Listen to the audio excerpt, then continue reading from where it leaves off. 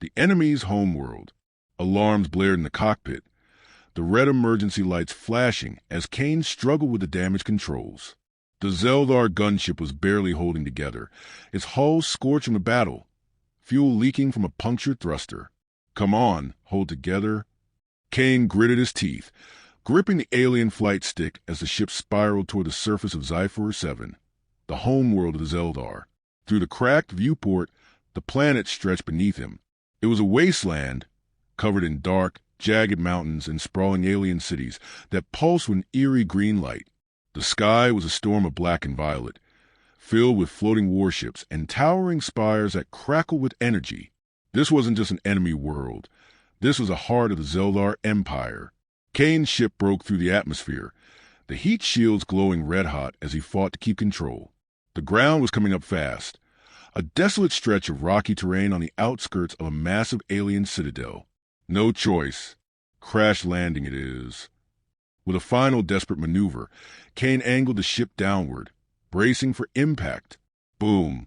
The gunship slammed into the surface, skidding across the rocky ground, metal screeching as it tore through the landscape. Sparks and fire erupted from the engines before the ship finally lurched to a stop, half buried in the rubble. For a moment, everything was silent. Then, pain. Kane groaned, feeling the sharp sting of broken ribs and a gash across his forehead.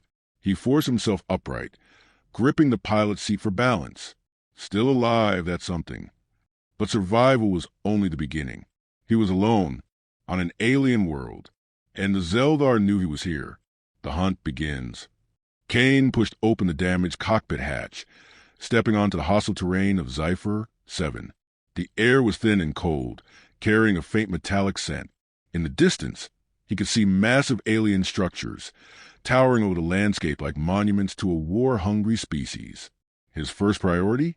Weapons and cover. The Xel'Thar would track his crash site soon, and he was low on ammo. Moving quickly, Kane scavenged the wreckage of the gunship, pulling out a plasma rifle from a fallen Xel'Thar soldier. He checked its energy levels, half-charged. Not great, but it would do. Then movement. Kane froze, his instincts kicking in. Something was watching him. From the shadows of the craggy rocks, a Xel'Thar scout emerged. Unlike the hulking warriors he had faced before, this one was sleeker, faster, an elite hunter. It moved with precision, its biomechanical armor adapting to the terrain, its 6 glowing eyes locking onto Kane. It didn't charge. It was studying him.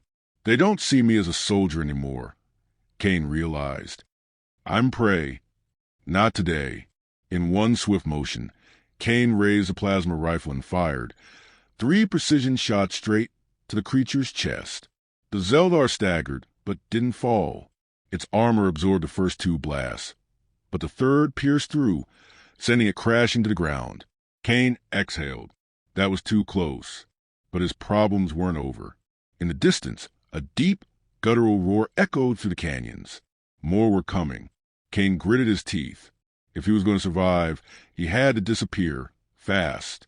His eyes flicked toward the massive alien citadel in the distance.